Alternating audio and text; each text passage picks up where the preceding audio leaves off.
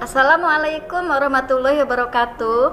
Halo siswa-siswi kelas 9, kita ketemu lagi dalam pembelajaran PPKN. Kali ini kita akan belajar mengenai materi dinamika nilai-nilai Pancasila sesuai dengan perkembangan zaman. Sebelum kita mulai, mari kita awali dengan berdoa. Siswa-siswi kelas 9, di kelas 8 kalian sudah belajar mengenai arti, kedudukan, dan fungsi Pancasila. Fungsi utama Pancasila adalah sebagai dasar negara dan ideologi negara. Apa itu ideologi? Ideologi berasal dari bahasa Yunani, dari kata ideas dan logos. Ideas artinya tujuan, cita-cita, atau pemikiran. Sedangkan logos artinya pengetahuan. Jadi, ideologi bisa diartikan sebagai ilmu tentang gagasan atau ide yang sifatnya mendasar. Sekarang, bagaimana dengan ideologi Pancasila? Ideologi Pancasila merupakan kumpulan nilai dan norma yang menjadi landasan keyakinan dan cara berpikir untuk mencapai tujuan dengan berdasar kepada 5 sila dalam Pancasila. Nilai-nilai yang ada dalam Pancasila diyakini kebenarannya oleh seluruh bangsa Indonesia. Sebuah ideologi ada yang bersifat tertutup dan ada yang bersifat terbuka. Ideologi yang tertutup adalah ideologi yang rinci, bentuknya ortodok dan konservatif. Ideologi tertutup tidak mau menerima interpretasi baru, sehingga tidak dapat menampung kreativitas dan gagasan warga negaranya. Bagaimana dengan ideologi terbuka?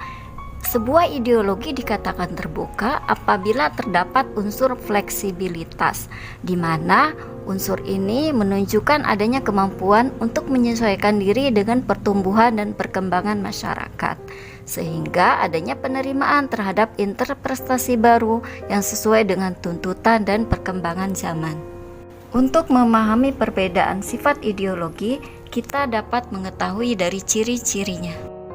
Ciri-ciri ideologi tertutup antara lain: 1. Nilai dan cita-citanya merupakan tujuan kelompok tertentu.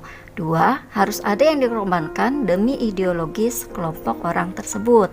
3. Loyalitas ideologi yang kaku.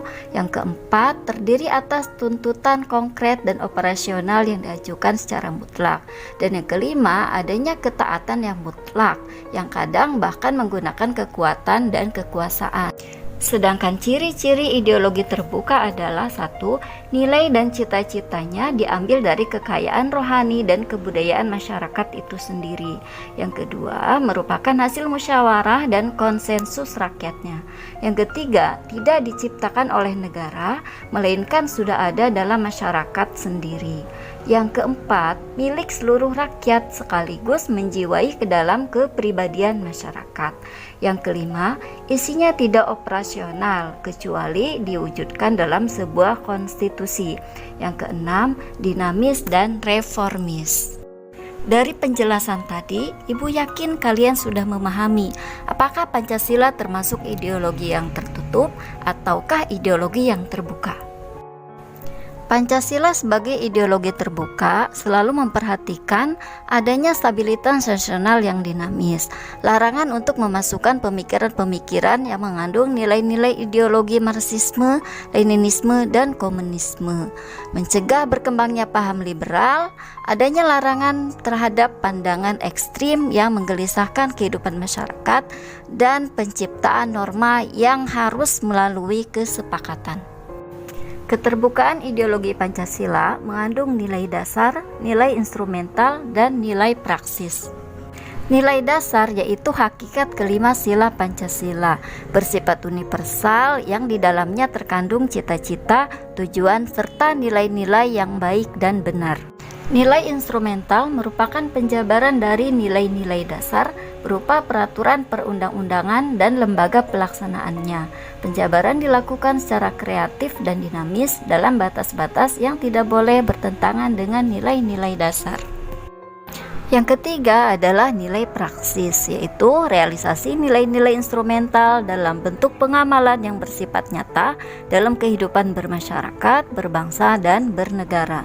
Dalam realisasi praksis inilah penjabaran nilai-nilai Pancasila senantiasa berkembang dan selalu dapat dilakukan perubahan dan perbaikan sesuai dengan perkembangan zaman. Selain memiliki aspek nilai, Pancasila sebagai ideologi terbuka juga memiliki 3 dimensi. Ada dimensi idealisme, dimensi normatif, dan dimensi realitas.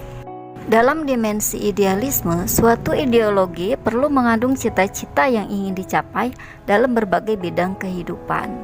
Dimensi idealisme yang terkandung dalam Pancasila mampu memberikan harapan, optimisme, serta memberikan motivasi pendukungnya untuk berupaya mewujudkan cita-citanya. Menurut dimensi normatif, nilai-nilai terkandung dalam Pancasila perlu dijabarkan dalam suatu sistem norma. Oleh karena itu, sangat diperlukan adanya norma atau aturan-aturan hukum yang jelas. Apabila dilihat dari dimensi realitas, suatu ideologi harus mampu mencerminkan realitas kehidupan yang berkembang di masyarakat. Pancasila sebagai ideologi terbuka memiliki keluasan yang memungkinkan adanya pengembangan pemikiran-pemikiran baru yang relevan. Oleh karena itu, sangat penting bagi masyarakat Indonesia untuk mengamalkan nilai-nilai Pancasila secara nyata dalam kehidupan sehari-hari maupun dalam praktek penyelenggaraan negara.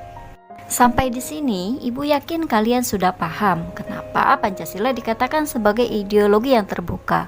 Karena Pancasila senantiasa mampu berinteraksi secara dinamis, artinya mampu menyesuaikan dengan perkembangan zaman, baik berupa kemajuan ilmu pengetahuan dan teknologi maupun berkenaan dengan dinamika aspirasi masyarakat yang selalu berkembang. Demikian pembelajaran kita kali ini, semoga bermanfaat. Wassalamualaikum.